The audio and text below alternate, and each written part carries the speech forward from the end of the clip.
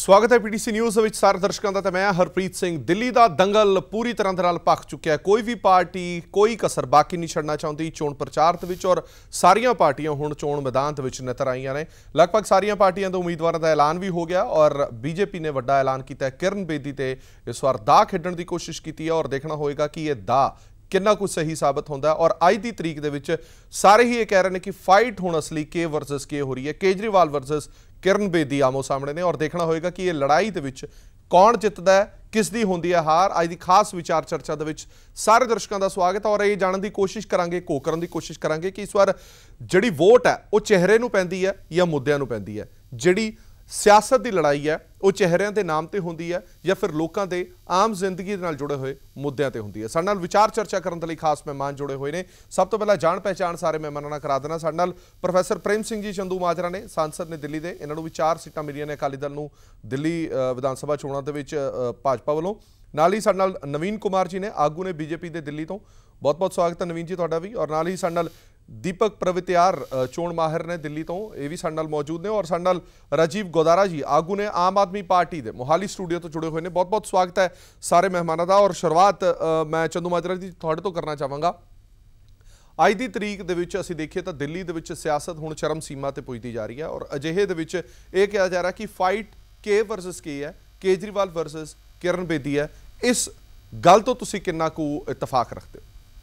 देखो हरप्रीत जी, जी चोण का मैदान है तो वाकई जो उम्मीदवारों का ऐलान हो जाए कुदरती तौर पर भग जाता। ठीक है, तरह दिल्ली विधान सभा चोणों का मैदान जो पूरी तरह भग गया जो आलमोस्ट सारिया पार्टियां ने अपने अपने उम्मीदवार मैदान च उतारे ने। जिथे तक के वर्सेस के दी गल आ, ठीक है भी चेहरे तो जो चेहरे की गल करिए उदों तो ही कहना ठीक लगता। ठीक है, पर असली मैंने जी चोण आ, चोण दे विच जिहड़ा वोटर आ वो केवल चेहरा भी नहीं देखता भी लीड कौन कर रहा, कुछ हद तक तो होंदा चेहरे का प्रेजेंटेशन करनी भी जरूरी होंदी है। ते पर जिथे तक पर तुहाडी भाईवाल पार्टी बीजेपी अक्सर ये करती है चेहरे ते वोट मंगण की ज़्यादा कोशिश होंदी नहीं, ये नहीं कोई जरूरी है भी चेहरे ते मंगदी है बीजेपी पार्टी। हमेशा जिहड़े पिछे किते काम आ उन्हां दे सिर ते भी, अगे नूं की करना उहदे सिर ते भी। और जिस तरह की स्थिति दिल्ली विधान सभा चोणों की आ उहदे च ठीक आ भी किरण बेदी का चेहरा जिहड़ा वो भी कारगर साबित होएगा क्योंकि लोग एक चंगा प्रशासक चाहुंदे ने। ਜਦੋਂ भी कोई सरकार होवे, सरकार दे विच भी प्रशासक दे तौर ते किरण बेदी दे आउण तो बाद ही चंगा चेहरा बीजेपी कोल आया या उस तो पहला है ही नहीं सी चेहरा? नहीं, अगे भी चेहरे बहुत सी बीजेपी दे कोल, पर किरण बेदी नूं देश दे विच राजनीति गलियारिਆਂ ਦੇ ਵਿੱਚ आम तौर पर एक बहुत स्ट्रोंग एडमिनिस्ट्रेटर के तौर पर जाना जाता और उन्होंने जी भूमिका रही है ईमानदारी वाली भी रही है। ये कोई शक नहीं, बीजेपी को होर भी बहुत सारे ऐसे आगू थे, पर जिथे तक बीजेपी का प्लस पॉइंट यह आ भी अज केंद्र दे विच बीजेपी की सरकार आ और दिल्ली के लोगों ਜਿਹੜੀਆਂ ਇੱਥੋਂ ਦੀਆਂ ਮੁਸ਼ਕਲਾਂ ਨੇ ਉਹ ਹੱਲ ਕਰਾਉਣ ਲਈ ਕੇਂਦਰ ਦੀ ਬਹੁਤ ਵੱਡੀ ਮਦਦ ਦੀ ਲੋੜ ਆ। ਔਰ ਵੈਸੇ ਵੀ ਦਿੱਲੀ ਵਿਧਾਨ ਸਭਾ ਜਿਹੜੀ ਆ ਉਹਦੀ ਜੋ ਪੋਜੀਸ਼ਨ ਆ ਕਾਨੂੰਨੀ ਤੌਰ ਤੇ ਵੀ ਉਹ ਵੀ ਉਹਦੇ ਚ ਜਿਵੇਂ ਪ੍ਰਸ਼ਾਸਨਿਕ ਤੌਰ ਤੇ ਲਾਅ ਐਂਡ ਆਰਡਰ ਜਿਹੜਾ ਹੈ ਉਹ ਸਿੱਧੇ ਤੌਰ ਤੇ ਸੈਂਟਰ ਗਵਰਨਮੈਂਟ ਦੇ ਅੰਡਰ ਹੁੰਦਾ। ਚਲੋ, ਇਸ ਲਈ ਵੱਡਾ ਹੱਥ ਜਿਹੜਾ ਸੈਂਟਰ ਦਾ ਹੋਣਾ ਜ਼ਰੂਰੀ ਆ। ਠੀਕ ਹੈ, ਉਹ ਵੀ ਪਲੱਸ ਪੁਆਇੰਟ ਆ ਬੀਜੇਪੀ ਦੇ ਕੋਲ ਤੇ ਚਿਹਰਾ ਵੀ ਮਿਲ ਗਿਆ ਤੇ ਮੈਂ ਸਮਝਦਾ ਕਿ ਜਿਹੜੀ ਚੋਣ ਜਿੱਤਣ ਦੇ ਸਾਰ ਨੇ ਉਹ बीजेपी सदी यकीनी हो गई। ठीक है, ठीक है। नवीन कुमार जी साडे नाल जुड़े हुए हैं, बीजेपी के आगू ने। नवीन जी, मैं तुहाडे तो 2 टुक जवाब जानना चाहना कि बीजेपी दे कोल कोई अजिहा चेहरा नहीं सी दिल्ली दे विच चोण लड़न दी किरण बेदी तो पहला? ऐसा नहीं। देखिए, इसके लिए मूल एक बात जानना बहुत जरूरी है। दिल्ली देश की राजधानी है और देश की राजधानी में किसी भी देश का विदेश से कोई भी आदमी आता है, अगर यहाँ की कानून व्यवस्था, यहाँ की स्वच्छता के बारे में वो पूरे देश की ओपिनियन मेक करता है। ठीक है, दिल्ली में एक स्ट्रॉन्ग एडमिनिस्ट्रेटर की जरूरत है। ठीक है, दिल्ली में राजनीति से ऊपर उठकर सोचने की जरूरत है। पर तुहाडी पार्टी दे कई बंदे कहंदे ने कि सानू थानेदार दी जरूरत नहीं है, एडमिनिस्ट्रेटर दी जरूरत नहीं है, नेता दी जरूरत है। ऐसा नहीं कि दिल्ली में भाजपा के पास लीडरशिप नहीं, भाजपा के पास लीडरशिप है। फिर अजिहा क्यों होया कि 3 दिन पहला जे कोई लीडर पार्टी ज्वाइन करदा है उन्होंने तुसी सीएम कैंडिडेट बना देंदे हो? जवाब पूरा एक बात सुनना पड़ेगा। वो मेरा कहना ये है कि भारतीय जनता पार्टी हो या कोई भी दल हो, उसमें लीडर वो जिसको जनता चुने ले, जनता मान ले। ठीक है। आज के दिन में किरण बेदी जी को दिल्ली की जनता लीडर के रूप में देखती है, मानती है। जिसको लीडर मान लेती है वही नेता है। ऐसा नहीं है कोई भी नेता कि कोई बहुत पुराना 20 साल 100 साल 40 साल काम कर रहा है और उसके बाद उसको समझे कि यही बनना चाहिए, ऐसा नहीं। इसमें कोई सीनियरिटी जूनियरिटी नहीं। लीडर वो जो कि जनता की अपेक्षाओं के ऊपर खरा उतरता हो, और आज दिल्ली की जनता किरण बेदी को अपना नेता मानती है, इसलिए भारतीय जनता पार्टी भी ने अपना नेता। ਤੁਸੀਂ ਨਹੀਂ ਸਮਝਦੇ ਕਿ ਭਾਜਪਾ ਦੇ ਵਰਕਰਾਂ ਨੂੰ ਇਹ ਸੁਨੇਹਾ ਤੁਸੀਂ ਦੇ ਰਹੇ ਹੋ ਕਿ ਤੁਸੀਂ ਭਾਵੇਂ ਪਾਰਟੀ ਦੇ ਲਈ ਕਿੰਨੇ ਸਾਲਾਂ ਤੋਂ ਕੰਮ ਕਰਦੇ ਆ ਰਹੇ ਹੋ, ਪਰ ਸਾਡੇ ਕੋਲ ਜੇ ਇੱਕ ਚੰਗਾ ਹਾਈਲਾਈਟਡ ਚਿਹਰਾ ਸਮਝ ਆ ਜਾਂਦਾ, ਸਾਹਮਣੇ ਆ ਜਾਂਦਾ, ਤਾਂ ਤੁਹਾਡੀ ਸੇਵਾ, ਤੁਹਾਡੀ ਪਾर्टी ਲਈ ਕੰਮ ਨੇ ਉਹ ਪਰਾਂ ਹੋ ਜਾਣਗੇ, ਅਸੀਂ ਉਸ ਨੂੰ ਕੈਸ਼ ਕਰਨ ਦੀ ਕੋਸ਼ਿਸ਼ ਕਰਾਂਗੇ। लेकिन किस कार्यकर्ता की उपेक्षा की जा रही है? ਤੁਹਾਡੇ ਆਪਣੇ ਲੀਡਰ, ਤੁਹਾਡੀ ਪਾਰਟੀ ਦੇ ਆਪਣੇ ਲੀਡਰ, ਅੱਜ ਵੀ ਤੁਸੀਂ ਦੇਖੋ ਤੁਹਾਡੇ ਆਪਣੇ ਲੀਡਰਾਂ ਦੇ ਵਿੱਚ ਖਿਲਾਫ ਗੁੱਸਾ ਲੋਕਾਂ ਦਾ ਸਾਹਮਣੇ ਆ ਰਿਹਾ, ਔਰ ਤੁਹਾਡੇ ਆਪਣੇ ਲੀਡਰ ਕਹਿ ਰਹੇ ਨੇ ਕਿ ਸਾਨੂੰ ਕੋਈ ਥਾਣੇਦਾਰ ਨਹੀਂ ਚਾਹੀਦਾ, ਸਾਨੂੰ ਕੋਈ ਐਡਮਿਨਿਸਟ੍ਰੇਟਰ नहीं चाहिए, सानू एक नेता चाहिए जो सानू लीड करे। थोड़ी पार्टी के अंदर ही ये सब कुछ गल्लां निकल के सामने आ रही है। ऐसे नेता का बयान आपने सुना, आपने देखा? मैंने ऐसा कोई बयान नहीं देखा जिसमें नेता ने ऐसा कहा हो, किसी भी लीडर ने भाजपा के ऐसा कहा हो कि उसको एक थानेदार नहीं चाहिए या किरण बेदी थानेदार। मनोज तिवारी का बयान, मनोज तिवारी जी ने कभी ये नहीं कहा कि थानेदार, उन्होंने जो बयान दिया उन्होंने कहा नहीं, उन्होंने इस बात को चलो कहा कि जो भी है, जो भी पार्टी का दबाव या जो कुछ भी, ठीक है। कभी कभी किसी भी नेता में मतभेद हो सकता है, मनभेद नहीं हो सकता। भारतीय जनता पार्टी के किसी भी कार्यकर्ता के अंदर मनभेद नहीं है। दूसरी बात, जब सरकार आएगी तो हर कार्यकर्ता को सम्मान है। जब सरकार है तो सभी कार्यकर्ताओं को सम्मान है, क्योंकि वो सरकार भाजपा की सरकार है, किरण बेदी की सरकार नहीं। मतलब इस दिलासे नाल तुसीं अपने सारे वर्करां नूं कह रहे हो कि सरकार आ लैण दिओ, सब नूं असीं खुश कर देंगे। चलो इस गल ते असीं दोबारा आवांगे। राजीव गोदारा जी साडे नाल जुड़े हुए ने, आगू ने आम आदमी पार्टी दे। राजीव जी, मैं तुहाडे तो जानना चाहना कि जिस तरह दे नाल बीजेपी का वैसे इतिहास रहा नहीं है, इस बार इन्होंने इतिहास तो वखरा होके चलिया कि बीजेपी दे विच कोई भी नवां नेता शामिल होंदा होवे तां उसनूं इन्ना वड्डा अहुदा दित्ता जांदा होवे, इन्नी वड्डी जिम्मेवारी दित्ती जांदी होवे। जिस तरह नवीन कुमार जी ने कहा कि साडी पार्टी ने काफ़ी कुछ सोच समझ के किरण बेदी नूं एज ए सीएम कैंडिडेट उतारिया, और सीधा मुकाबला केजरीवाल दे लई जे किरण बेदी असीं कह दईए तां एक स्टीक कैंडिडेट साबित हो रहे हैं। तुहाडा की कहना इस बारे?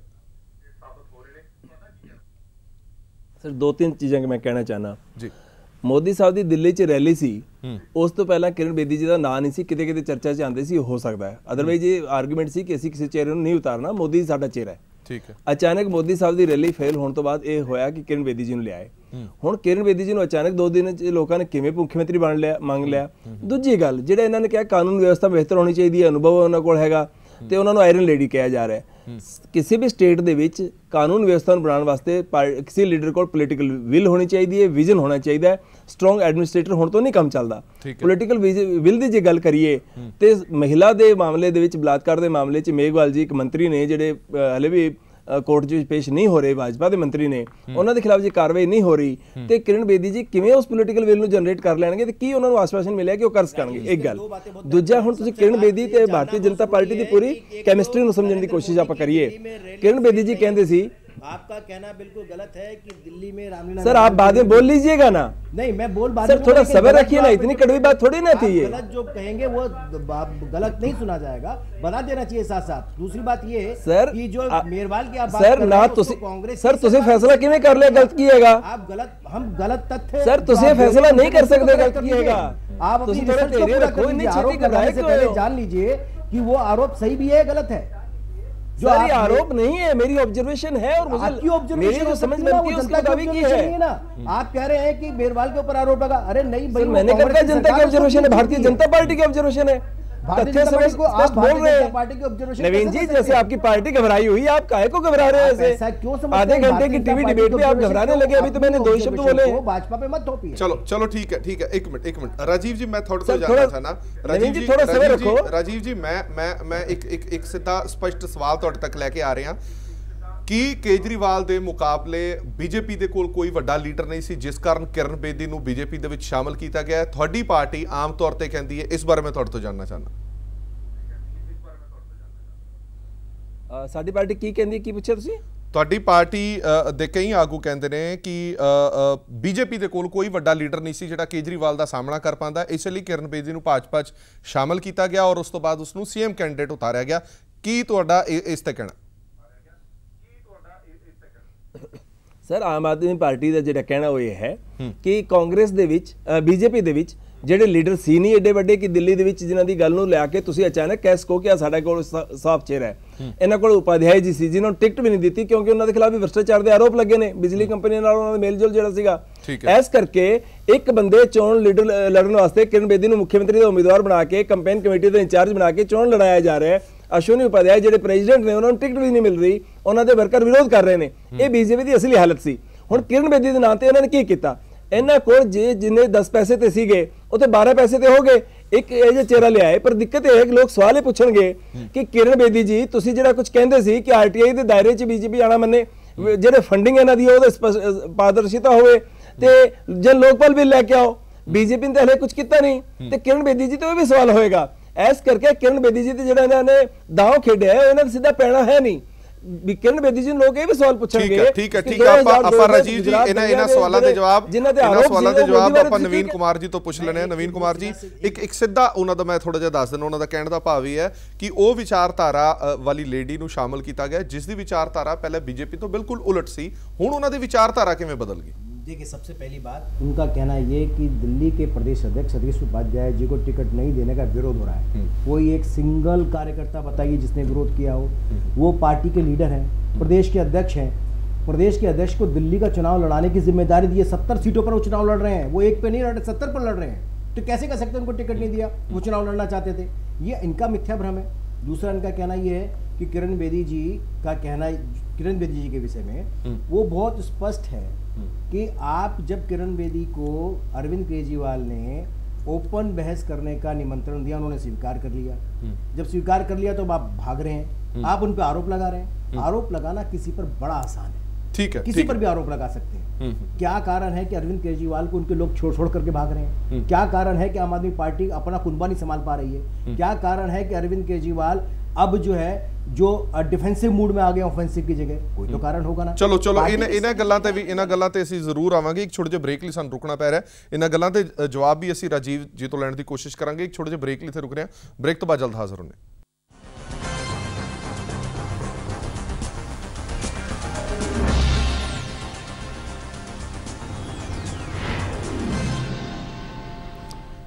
ब्रेक तो बाद दर्शकों का एक बार फिर तो स्वागत है। साड़ी खास विचार चर्चा जारी है दिल्ली इलैक्शन के नाल संबंधित और साडा खास मेहमान भी जुड़े हुए हैं। चंदू माजरा साहब, मैं थोड़े तो जानना चाहना कि इस बार श्रोमणी अकाली दल की भूमिका रहने वाली है इन्हां चोणां दे विच?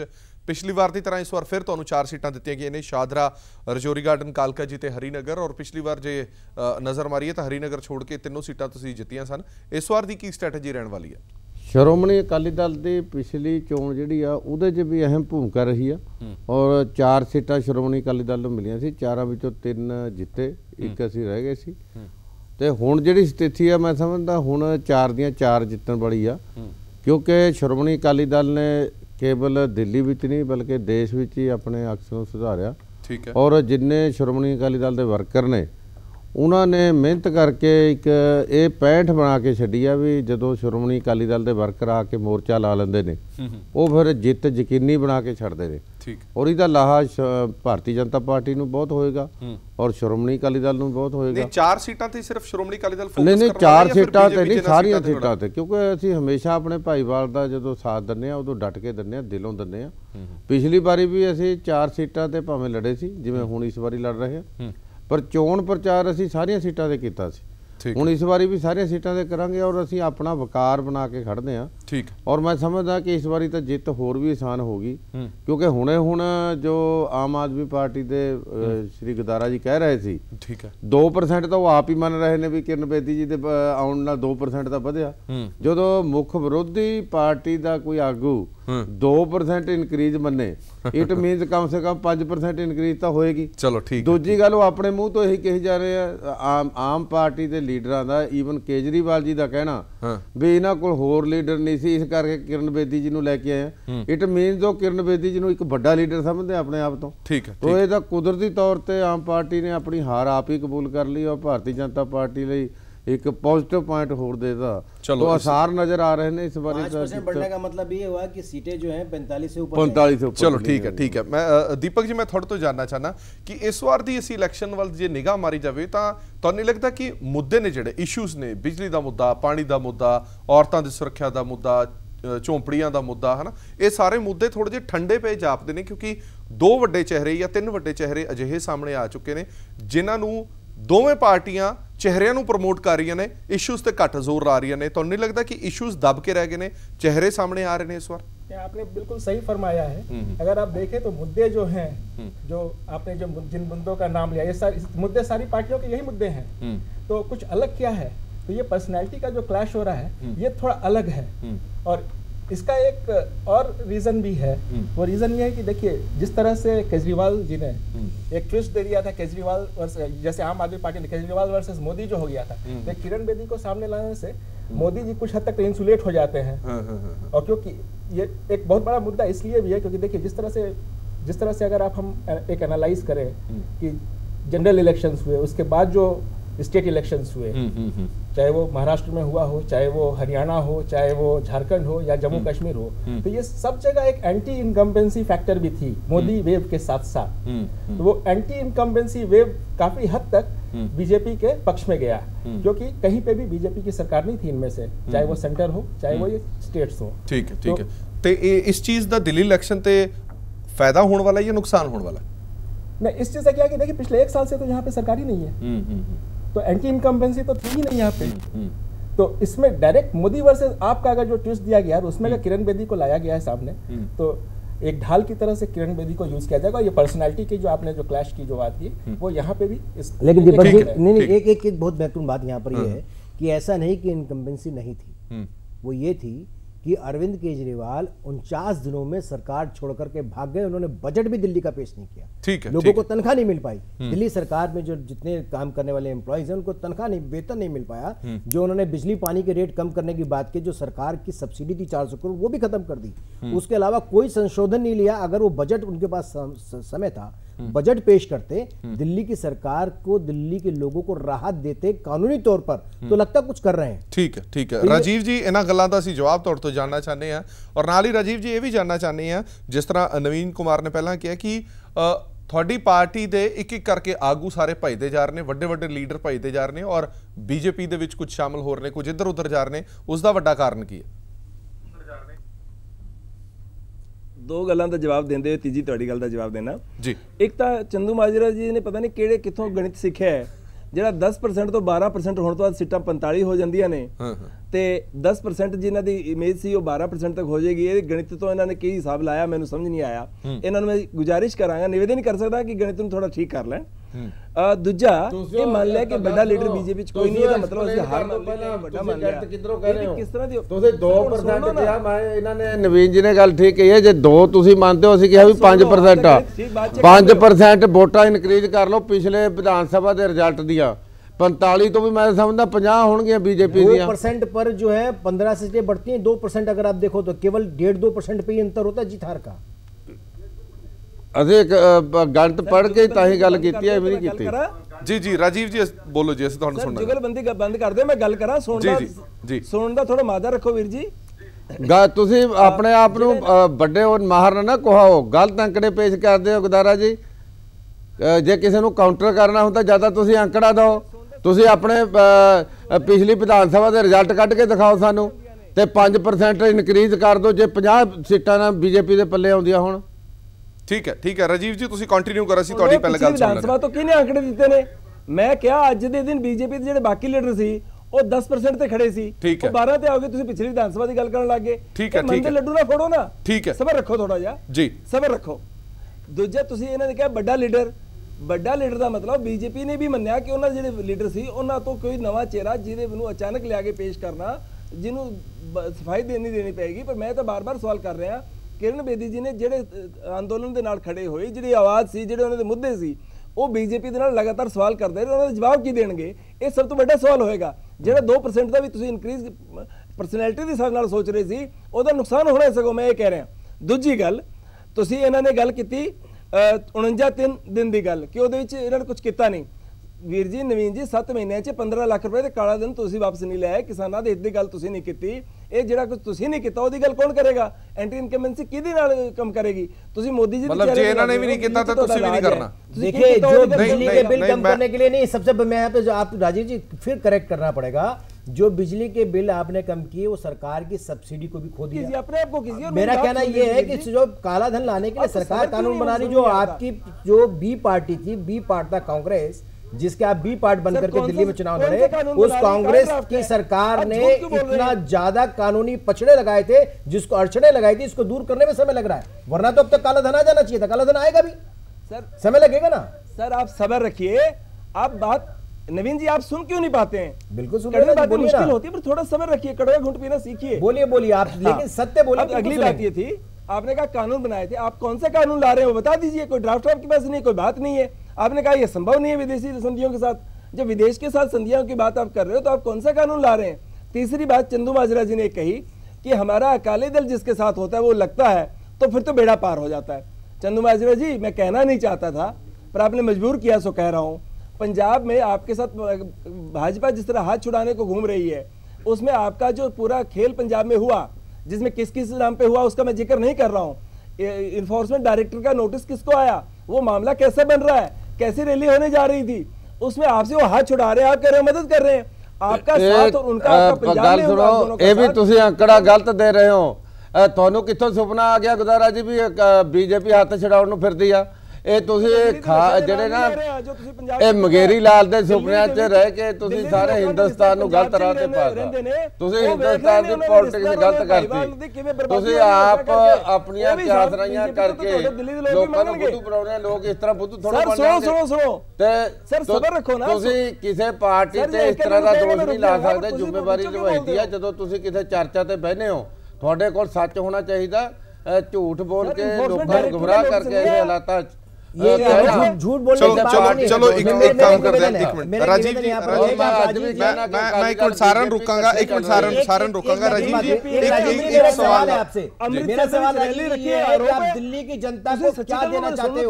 आप ये बताइए कि दिल्ली की जनता को आप क्या देना चाहते हो, कैसे देना चाहते हो, ये बताइए।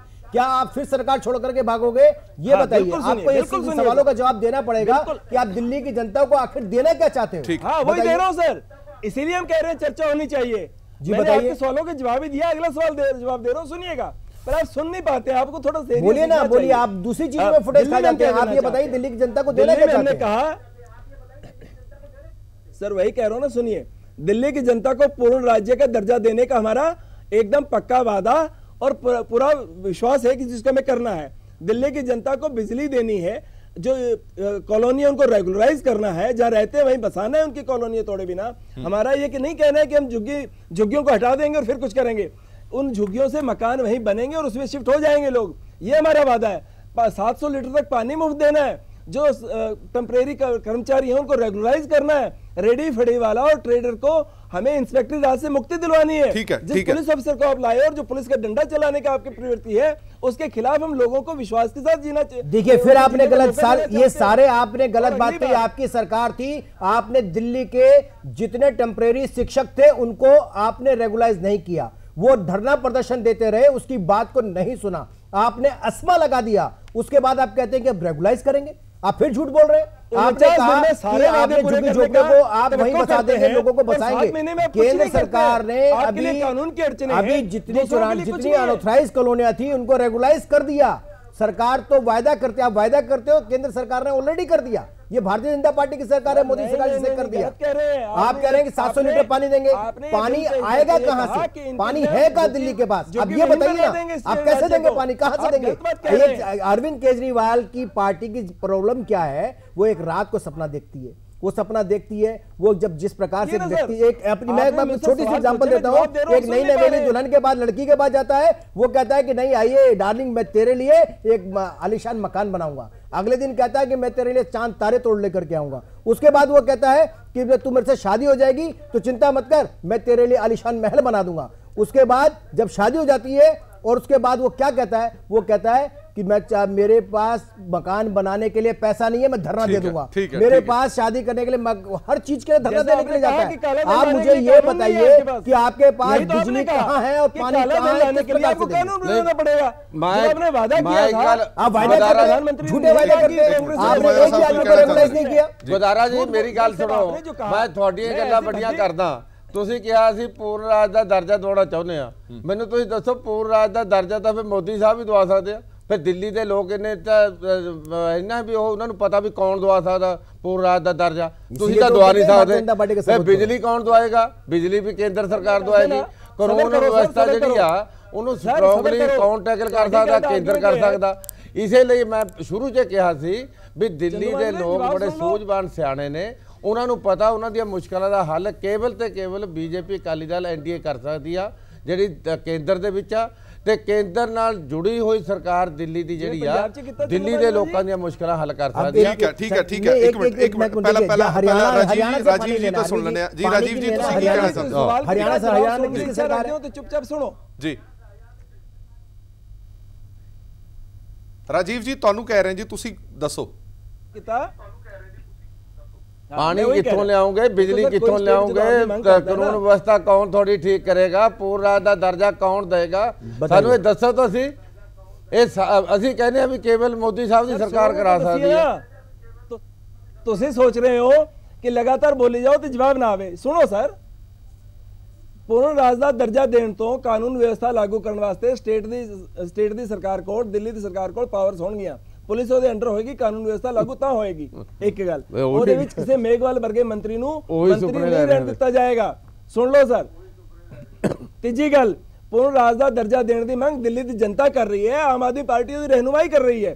तो दिल्ली की जनता जो मंग करेगी केंद्र सरकार को मजबूर होकर मन नहीं पाएगी। ये किस तरह हो सकता है कि कोई स्टेट गल करे तो सेंटर च सरकार नहीं, वो गल सुनी नहीं जाएगी। जे तुसी अकाली दल च होके एज ए फेडरल स्ट्रक्चर की जे दलील दे रहे हो पक्ष च खड़े हो तो मैं कुछ नहीं कह सकता।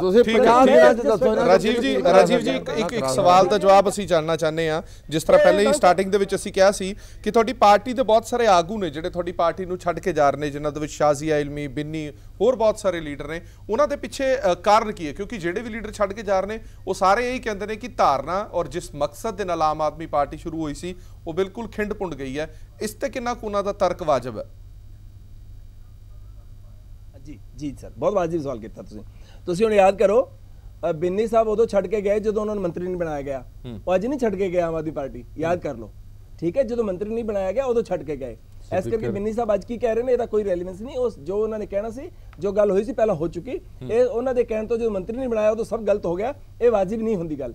ਸ਼ਾਜ਼ੀਆ ਇਲਮੀ ਜੀ ਨੇ ਸਵਾਲ ਉਠਾਏ ਸੀ, ਉਹਨਾਂ 'ਚ ਬਹੁਤ ਸਾਰੇ ਸਵਾਲ ਵਾਜਿਬ ਸੀ। ਪਾਰਟੀ ਨੇ ਬਹੁਤ ਗੰਭੀਰ ਚਰਚਾ ਕਰਕੇ ਉਹਨਾਂ ਸਵਾਲਾਂ ਤੇ ਵਿਚਾਰ ਕੀਤਾ ਹੈ। ਤੁਸੀਂ ਯਾਦ ਕਰੋ ਕਿ ਪਿਛਲੇ ਜਿਹੜੇ ਜੂਨ ਦੇ ਵਿੱਚ ਪਾਰਟੀ ਦੀ ਨੈਸ਼ਨਲ ਕਾਰਜਕਾਰਨੀ ਹੋਈ, ਉਹ ਸਾਰੇ ਅਖਬਾਰਾਂ, ਟੀਵੀ ਚੈਨਲਸ ਨੇ ਦਿਖਾਇਆ ਕਿ ਉਹਦੇ ਕਿੰਨੇ ਗੰਭੀਰਤਾ ਨਾਲ ਵਿਚਾਰ ਕੀਤਾ ਹੈ। ਤੇ ਇਹੀ ਪਾਰਟੀ ਸੀ ਜਿਹਦੇ ਸ਼ਾਜ਼ੀਆ ਨੂੰ ਕਦੇ ਨਹੀਂ ਕਿਹਾ ਗਿਆ ਕਿ ਤੂੰ ਸਵਾਲ ਕਰਤੇ ਇਸ ਕਰਕੇ ਚੁੱਪ ਹੋ ਜਾ। ਜਿਵੇਂ ਬੀਜੇਪੀ ਨੇ ਮਨੋਜ ਤਿਵਾਰੀ ਨੂੰ ਕੱਲ ਚੁੱਪ ਕਰਾਇਆ, ਇਸ ਤਰ੍ਹਾਂ ਆਮ ਆਦਮੀ ਪਾਰਟੀ 'ਚ ਕਿਸੇ ਨੂੰ ਚੁੱਪ ਨਹੀਂ ਕਰਾਇਆ ਜਾਂਦਾ। ਪਾਰਟੀ ਵਿਚਾਰ ਕਰ ਰਹੀ ਹੈ। ਇਹ ਦੋ ਨਾਂ ਤੁਸੀਂ ਦੱਸੇ, ਸ਼ਾਜ਼ੀਆ ਇਲਮੀ ਤੇ ਬਿੰਨੀ, ਇਸ ਤੋਂ ਇਲਾਵਾ ਪਾर्टी ਨੂੰ ਛੱਡ ਕੇ कौन गया? आपके विधानसभा के अध्यक्ष एमएस धीर गए। दूसरी बात, जब बिन्नी के विषय में आपने कहा कि मंत्री नहीं बनाया गया इसलिए गए, जब बिन्नी नाराज हुए तो आपके कुमार विश्वास और संजय सिंह ने कहा कि मंत्री का इन्होंने बात ही नहीं करी। अरविंद केजरीवाल ने प्रेस कॉन्फ्रेंस में कहा कि बिन्नी ने कोई मंत्री पद की लालसा नहीं दिखाई, इसने कोई लोकसभा की टिकट नहीं मांगी। क्या अरविंद केजरीवाल झूठ बोल रहे थे? अरविंद ने तो बार बार कहा, अरविंद ने बार बार कहा कि उन्होंने वो लालसा दिखाई, इसलिए वो बाद में बोला ना जब उन्होंने उसके पार्टी छोड़ दी। जब उससे पहले तो तुम मना करते रहे। और दूसरा, आपके स्पीकर को छोड़ के चले गए विधानसभा के अध्यक्ष। क्या सर, स्पीकर की बात सब नहीं जानते? आपके जो धीर साहब थे ओखला वाले, वो किस आधार में छोड़ के जा रहे हैं? मैं उनकी बात नहीं कर रहा हूं क्योंकि जब टिकटों का बंटवारा चलो ਇਹਨਾਂ ਗੱਲਾਂ ਤੇ ਆਵਾਂਗੇ। ਦੀਪਕ ਜੀ ਮੈਂ ਤੁਹਾਡੇ ਤੋਂ ਜਾਨਣਾ ਚਾਹਨਾ, ਇੱਕ ਮਿੰਟ ਮੈਂ ਦੀਪਕ ਜੀ ਤੋਂ ਪੁੱਛਣਾ ਚਾਹਨਾ। ਦੀਪਕ ਜੀ, ਜਿਹੜਾ ਆਮ ਮੁੱਦੇ ਨੇ ਇਸ ਵਾਰ ਜਿਹੜੇ ਚੋਣਾਂ ਦੇ ਵਿੱਚ ਅਸੀਂ ਪਹਿਲਾਂ ਗੱਲ ਕੀਤੀ ਸੀ, ਬਿਜਲੀ ਪਾਣੀ ਦਾ ਮੁੱਦਾ ਹੈ, ਬਿਜਲੀ ਤੇ ਸਿਆਸਤ ਦਾ ਮੁੱਦਾ ਹੈ, ਜਾਂ ਫਿਰ ਝੁੱਗੀ ਚੌਂਪੜੀ ਦਾ ਮੁੱਦਾ ਹੈ। ਇਹਨਾਂ ਮੁੱਦਿਆਂ ਤੇ ਤੁਹਾਨੂੰ ਲੱਗਦਾ ਹੈ ਕਿ ਇਸ ਵਾਰ ਵੋਟ ਇਫੈਕਟ ਕਰੇਗੀ? ਕਿਉਂਕਿ ਇਸ ਵਾਰ ਤੁਹਾਡੇ ਸਾਹਮਣੇ ਬੀਜੇਪੀ ਵੀ ਬੈਠੀ ਹੈ, ਆਮ ਆਦਮੀ ਵੀ ਬੈਠੀ ਹੈ। ਇਹ ਆਮ ਲੋਕਾਂ ਦੀ ਗੱਲ ਤਾਂ शायद भुल ही गए ने। आम लोगों की गलबात करने की बजाय अपने चेहरे ऊपर उभार के लेके आ रहे हैं। दिल्ली की जनता इस बार की सोच रही है? देखिए, एक चीज़ आपके सवाल के जवाब देने से पहले मैं एक बात कहना चाहता हूँ। एक चीज़ बहुत गौरतलब है, बहुत मज़ेदार बात यह है कि जो भी अगर आम आदमी पार्टी छोड़ के जा रहे हैं तो वो बीजेपी ही जा रहे हैं। ये एक क्या बताता है कि एक पॉलिटिकल एस्पिरेशन सबको है, चाहे आप आम आदमी के मुद्दे की बात करें चाहे कुछ, एक पॉलिटिकल एस्पिरेशन है। इनको लगता है कि बीजेपी या सेंटर में है, एक स्ट्रांग पार्टी है, सब जगह जीत रही है, तो ये छोड़कर बीजेपी ही जा रहे हैं। कांग्रेस क्यों नहीं जा रहे हैं ये लोग? ये तो एक बात है। तो एक पॉलिटिकल एस्पिरेशन तो दिखता है सबका। लेकिन कांग्रेस में कितना करप्शन है? उसी लिए तो नहीं जा रहे हैं कांग्रेस में। आप कांग्रेस ने भी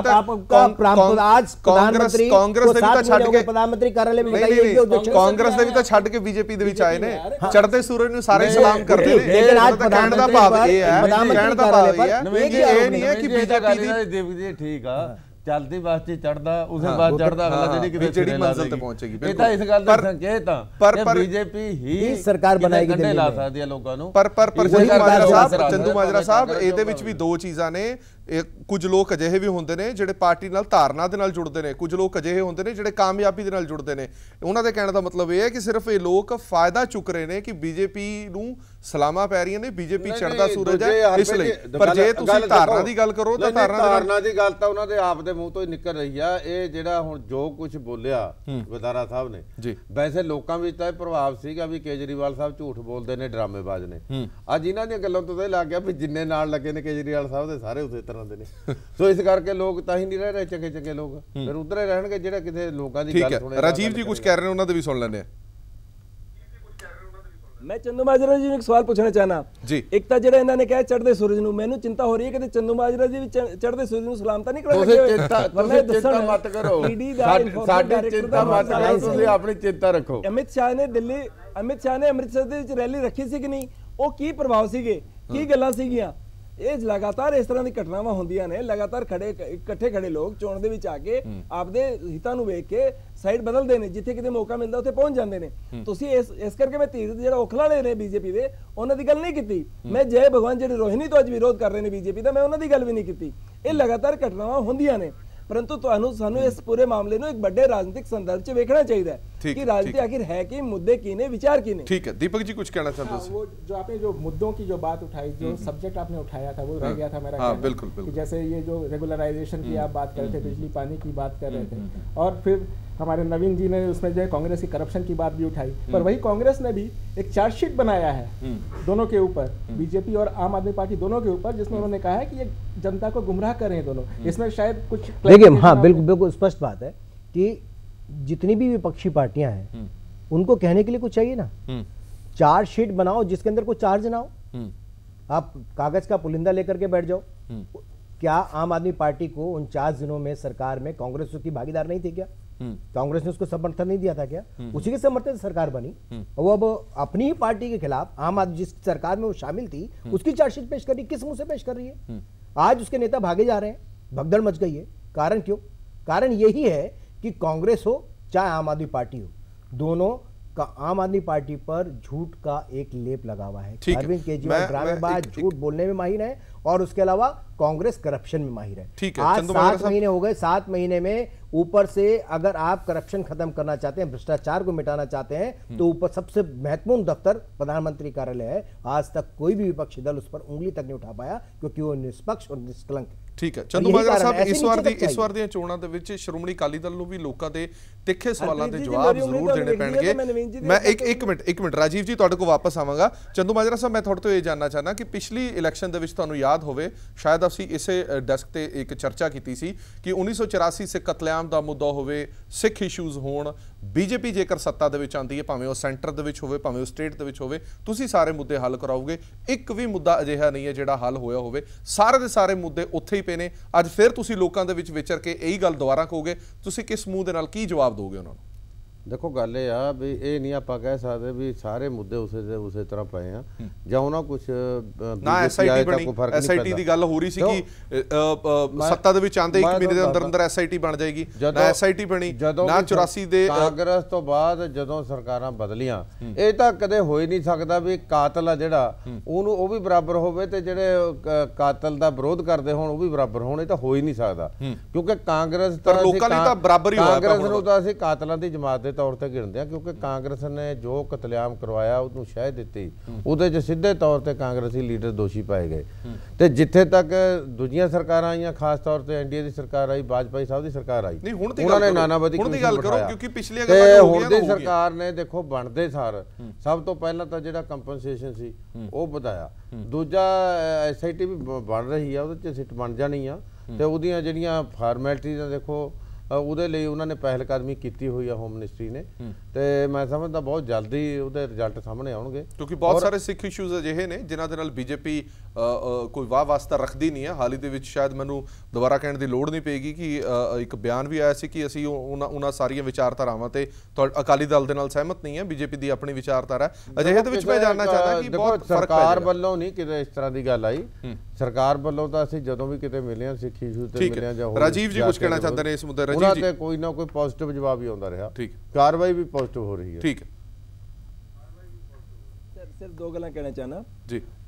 SIT 84 ਦੇ ਰਾਈਟਸ ਦੇ ਜਿਹੜੇ ਵਿਕਟਿਮਸ ਨੇ ਉਹਨਾਂ ਨੂੰ ਨਿਆਂ ਮਿਲਣਾ ਬਹੁਤ ਵੱਡਾ ਸਵਾਲ ਹੈ। ਇਸ ਦੇਸ਼ ਦੇ ਵਿੱਚ ਉਹਨਾਂ ਨੂੰ ਨਿਆਂ ਨਹੀਂ ਮਿਲਿਆ, 2002 ਦੇ ਦੰਗਿਆਂ ਦੇ ਵਿਕਟਿਮਸ ਨੂੰ ਨਿਆਂ ਨਹੀਂ ਮਿਲਿਆ।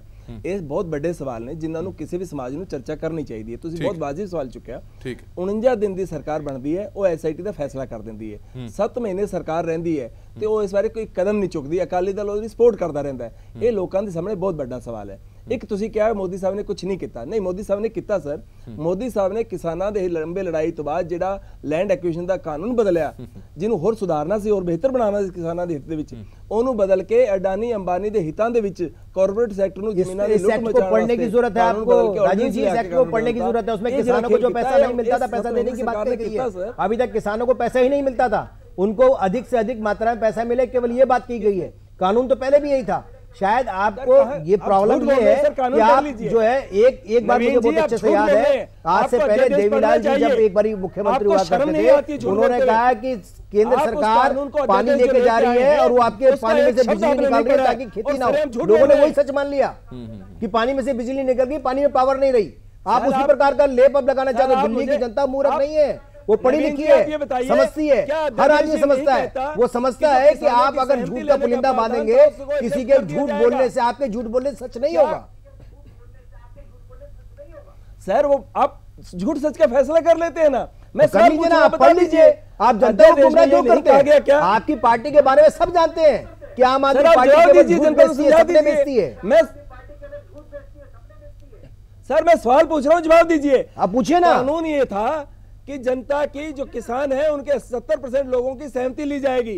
क्या आपने अध्यादेश से ये नहीं कर दिया, कानून बदल दिया कि उनकी सहमति लेने की जरूरत नहीं होगी? किस जगह पर आपने, आपको फिर मैं कह रहा हूं, आप राजीव जी आपको कानून पढ़ने की जरूरत है। आप केवल एक किसी भी चीज को सर मुझे रात के समय में सूरज नहीं दिखा सकते लोगों को, वो अंधेरा होता है। आपने सेक्शन 4 में अमेंडमेंट आप अब मैंने कहा ना, आप पहले कानून पढ़िए फिर इस पर बहस करिए। आप लोगों को गुमराह मत करिए। उसके अंदर ये किसानों को पूरा मुआवजा मिले, किसानों को पूरा पैसा मिले। सर आप मुझे बताइए सहमति के क्लॉज में एग्जेम्पशन का प्रोविजन आप मैंने फिर कहा आप बिना कानून पढ़े इसके अंदर बहस करेंगे। ਇਸ ਗੱਲ ਨੂੰ ਇੱਥੇ ਹੀ ਛੱਡਦੇ ਹਾਂ। ਦੀਪਕ ਜੀ ਮੈਂ ਇੱਕ ਆਖਰੀ ਸਵਾਲ ਤੁਹਾਡੇ ਤੋਂ ਜ਼ਰੂਰ ਜਾਣਨਾ ਚਾਹਨਾ ਕਿ ਜਿਸ ਤਰ੍ਹਾਂ ਅਸੀਂ ਪਹਿਲਾਂ ਹੀ ਕਿਹਾ ਸੀਗਾ, ਜੋ ਆਮ ਆਦਮੀ ਪਾਰਟੀ ਨੇ 49 ਦਿਨ ਸਰਕਾਰ ਚਲਾਈ ਹੈ ਉਸ ਨੂੰ ਇੱਕ ਪਾਸੇ ਰੱਖੀਏ, ਬੀਜੇਪੀ ਨੇ ਪੂਰਾ ਜ਼ੋਰ ਲਗਾ ਦਿੱਤਾ ਸੈਂਟਰ ਗਵਰਨਮੈਂਟ ਦੇ ਵਿੱਚ ਆਉਣ ਦੇ ਲਈ, ਸੈਂਟਰ ਗਵਰਨਮੈਂਟ ਦੇ ਵਿੱਚ ਬੀਜੇਪੀ ਆਈ ਹੈ, ਉਸ ਨੂੰ ਇੱਕ ਪਾਸੇ ਰੱਖੀਏ। ਇਹਨਾਂ ਦੋਵਾਂ ਨੂੰ ਜੇ ਅਸੀਂ ਵੇਖਦਿਆਂ ਹੋਇਆਂ ਦਿੱਲੀ ਵਿਧਾਨ ਸਭਾ ਦੀ ਜੇਕਰ ਗੱਲ ਕੀਤੀ ਜਾਵੇ ਤਾਂ ਆਮ ਲੋਕਾਂ ਦੇ ਵਿੱਚ ਤੁਹਾਨੂੰ ਨਹੀਂ ਲੱਗਦਾ ਕਿ ਦੁਚਿੱਤੀ ਦੇ ਵਿੱਚ ਜ਼ਰੂਰ ਹੈ ਆਮ ਲੋਕ ਕਿ ਬੀਜੇਪੀ ਜਿਹੜੀ ਕਿ ਸੈਂਟਰ ਦੀ ਸਰਕਾਰ ਚਲਾ ਰਹੀ ਹੈ ਔਰ ਜੋ ਕੁਝ ਵੀ ਇਹਨਾਂ ਨੇ ਇਹਨਾਂ ਦਿਨਾਂ ਦੇ ਵਿੱਚ ਕੀਤਾ ਉਸ ਨੂੰ ਵੋਟ ਦਿੱਤੀ ਜਾਏ, ਜਾਂ ਆਮ ਆਦਮੀ ਪਾਰਟੀ ਜਿਹੜਾ 49 ਦਿਨ ਰਾਜ ਕੀਤਾ ਸੀ ਦਿੱਲੀ ਦੇ ਵਿੱਚ ਉਹਦੇ ਕੰਮਾਂ ਨੂੰ ਵੇਖ ਕੇ ਵੋਟ ਦਿੱਤਾ ਜਾਏ? ਅਜਿਹੇ ਦੇ ਵਿੱਚ ਤੁਹਾਨੂੰ ਲੱਗਦਾ ਕਿ ਡਬਲ ਮਾइंडेड है दिल्ली की जनता? नहीं, देखिए इसमें दो चीजें हैं जी। एक तो ये है कि ये जो फेडरल स्ट्रक्चर की जब हम बात करते हैं तो वो फेडरल स्ट्रक्चर में जो है दिल्ली की जनता जो है वो आम आदमी पार्टी दिल्ली के लिए जो कह रही है वो उसको कितना सोचती है, क्योंकि दिल्ली एक स्टेट है, भले ही वो फुल फ्लेजेड स्टेट नहीं हो, अगर वहाँ पे एक सरकार है, ठीक है, और वहाँ पे लोकल इश्यूज जो है वो असेंबली इश्यूज जो है और जो सिटी के जो इश्यूज है वो जरूर मैटर करते हैं। जहाँ तक सेंट्रल गवर्नमेंट की बात है तो वो तो इम्पैक्ट करेगा, जैसा पिछले इलेक्शन से हुआ था 2013 में, जबकि करप्शन का मामला जो था जहाँ सेंट्रल गवर्नमेंट थी जहाँ पे, तो उसका असर दिल्ली दिखा था वहाँ पे। तो वो दुविधा कहाँ पे है? दुविधा जो है वो जो है ये है कि हमारे लिए क्या हो रहा है, क्या ये सेंट्रल लॉज जो है ये हमारे दिल्ली के लिए फायदा करने वाला है, या फिर जो स्टेट लॉज जो हमारे लिए जो आ रहे हैं वो हमको ज्यादा फायदा करेगा? तो यहाँ पे उनको आंकना है। ठीक है। एक आखिरी सवाल नवीन जी मैं थोड़े तो जानना चाहना, एक बार फिर तो मैं दोबारा ये जानना चाहना कि जेकर असी बीजेपी की एक आइडियोलॉजी की गल की जाए तो बीजेपी ने हर बार अपने वर्करां दा सही मुल पाया, जिहड़ा वर्कर पिछले लंबे समय तो पार्टी दे लई काम करदा आ रहा। मैनूं ये नहीं समझ आ रही कि पार्टी दे विच अजिहा की होया कि तुसी एक जेकर गौर मारो तो अज तो महीना 1.5-2 महीने पहला किरण बेदी का किते भी नाम नहीं आ रहा सी बीजेपी का एज ए सीएम कैंडिडेट। बहुत सारे तुहाडे बीजेपी के अजिहे बंदे ने जिन्हां दे नाम जिन्हां दे विच जगदीश मुखी का मुकाबला भी कर दिता गया सी। अज भी ऑटो रिक्शा के पिछे तुसी देखो तो केजरीवाल वर्सेस जगदीश मुखी दी फोटोआं चिपकियां होंदियां ने कि दिल्ली की जनता की चाहती है। अजिहा की होया कि बीजेपी के अंदर अजिहा डर पैदा हो गया कि जगदीश मुखी सीट नहीं कढ़ सकते या फिर तुहाडे होर जिहड़े पार्टी के मैंबर सीट नहीं कर सकते, इसलिए तुसी किरण बेदी नूं अगे लेके आए हो? देखिए, दो चीजें। सबसे पहली बात तो मैं दीपक जी की एक बात को बताऊं कि दिल्ली की जनता दुविधा में नहीं है। दिल्ली की जनता जानती है कि बिजली जब पैदा होगी, जब बिजली अधिक होगी तो बिजली के दाम भी कम होंगे, और बिजली जो है आज की डेट में मोदी सरकार उपलब्ध कराने की पूरी कोशिश कर रही है, वो देगी। दिल्ली की जनता दूसरा ये भी जानती है कि जब पानी की व्यवस्था पूरी होगी, हरियाणा से पानी लेना हो, हरियाणा के अंदर भारतीय जनता पार्टी की सरकार है, वहां से अगर पानी लेना हो, समन्वय बना के केंद्र, हरियाणा और दिल्ली की सरकार मिलकर दिल्ली की प्यास बुझाएगी। ठीक है। दूसरी बात, तीसरी बात कि जगदीश मुखी जी को भारतीय जनता पार्टी ने मुख्यमंत्री का दावेदार नहीं पेश किया कभी भी। वो आम आदमी पार्टी ने खुद ही मान लिया। खुद अरविंद केजरीवाल किसी को कुछ भी बना सकते हैं, तो उन्होंने ही खुद पेश किया, भारतीय जनता पार्टी ने पेश नहीं किया। ठीक है। चौथी बात ये कि भाजपा की अपनी रणनीति है, हर एक राजनीतिक दल की अपनी एक रणनीति होती है कि वो किस प्रकार से चुनाव लड़े, किस प्रकार से चुनाव में जाए। उसके लिए ये जरूरी नहीं है कि हाँ वो केवल वो रणनीति अपनाए जो दूसरी पार्टी अपना रही है। हमने पहले जो 4 राज्यों में चुनाव लड़े उसमें मुख्यमंत्री को घोषित नहीं किया, वो एक रणनीति थी। ये एक रणनीति का हिस्सा है भारतीय जनता पार्टी का। उसके वो रणनीति चर्चा करने के लिए नहीं है, सुशासन देने के लिए, ठीक है, स्वच्छता देने के लिए, समृद्धि देने के लिए। ठीक है। साडे को थोड़ा जिहा टाइम है। चंदूमाजरा साहब, मैं थोड़े तो जानना चाहना, एक आखिरी सवाल थोड़े तो जानना चाहना, पिछली बार 3 सीटां ते जित दर्ज हुई सी, इस बार तुहानूं की लगदा किन्नियां सीटां ते तुहाडी पार्टी जितेगी? देखो, पिछले साल भी जी पिछली चोण हुई है वो भी बहुत अच्छे रिजल्ट थे श्रोमणी अकाली दल ने दिते, और इस बारी होर भी चंगे नतीजे आने की लोड़ समझ आ रहे संकेत, क्योंकि उदों केंद्र दे विच नहीं सी राज साडा, हुण केंद्र दे विच राज आ, ते केंद्र दे बहुत सारियां ऐसियां मुश्किलां ने दिल्ली स्टेट दियां जिहड़ियां केंद्र ने हल करनियां ने। ठीक है। मैं फिर कहना भी ये लाहा दिल्ली दे लोग, दिल्ली दे वोटर जरूर लैणगे कि मोदी साहब की सरकार दा केंद्र दे विच इत्थे दिल्ली दी प्रगति दे लई, और श्रोमणी अकाली दल इस करके 4 ਦੀਆਂ 4 सीटां जिहड़ियां ने। ठीक है। राजीव जी, मैं थोड़े तो आखिरी सवाल जानना चाहना कि दिल्ली दे विच अरविंद केजरीवाल दा जादू लोग कहते हैं कि थोड़ा जिहा फिक्का हुण पै गया, पिछली बार की तरह इस बार जादू नहीं चलण वाला, कि असीं देखांगे इस बार फिर तो चमत्कार होएगा के वर्सेस के दे दौरान?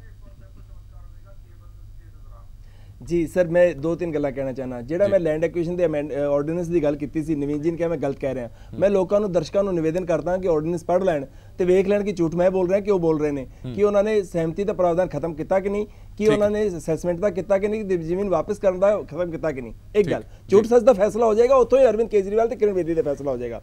दूजा, किरण बेदी जी ने कहा 2002 के विक्टिम्स को न्याय नहीं मिलेगा जब तक जिन्होंने किया है, मोदी साहब ने जो किया उन्होंने नतीजा ना भटका रहे हो। आप दिल्ली के अंदर ये बताइए, पानी कैसे देंगे, बिजली कैसे देंगे, लोगों को वाईफाई कैसे फ्री देंगे, लोगों को सुविधा कैसे देंगे? आप वो बात बताने की जगह लोगों को एक झूठ का आईना मेरा सवाल है, तो ये आपके साथ बड़ी समस्या है, और ये आप ही की नहीं बल्कि पूरी पार्टी के साथ ये समस्या है। कानून पढ़ लीजिए, आपका झूठ सामने आ जाएगा। मैंने आपको क्या कहा, आप जो दिल्ली के आपका झूठ सामने आ जाएगा, जनता जो चाहती है उसको जवाब देना नहीं चाहते, आप उससे भागना चाहते हो, और आप भाग करके वो सवाल वो मुद्दे लेकर आना चाहते हो। मुख्यमंत्री का दावेदार बनाते ही वो न्याय हो जाता है कि इसे तरह जिवें गुजरात के विक्टिम्स को न्याय मिल गया, जिन्होंने किरण बेदी जी पलट गई मुख्यमंत्री के दावेदार बनते ही, कि इसे तरह ही 84 के राइट्स के विक्टिम को न्याय मिलेगा, कि अपेक्षा किरण बेदी जी तो की जाए।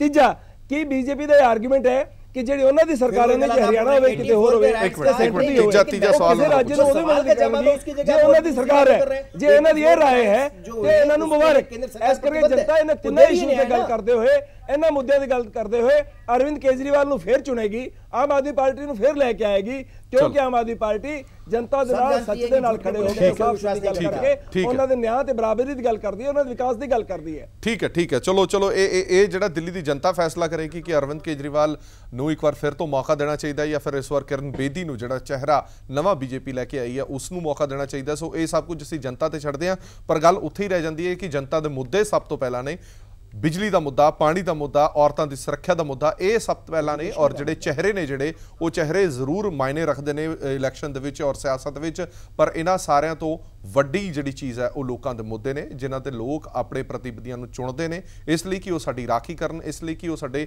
ਬਿਜਲੀ ਪਾਣੀ ਦਾ ਕੋਈ ਪ੍ਰਬੰਧ ਕਰਨ। ਸੋ ਇਹ ਸੀ ਸਾਡੀ ਵਿਚਾਰ ਚਰਚਾ। ਦੇਸ਼ ਦੁਨੀਆ ਦੀ ਬਾਕੀ ਖਬਰਾਂ ਲਈ ਬਣੇ ਰਹੋ PTC ਨਿਊਜ਼ ਦੇ ਨਾਲ। ਧੰਨਵਾਦ।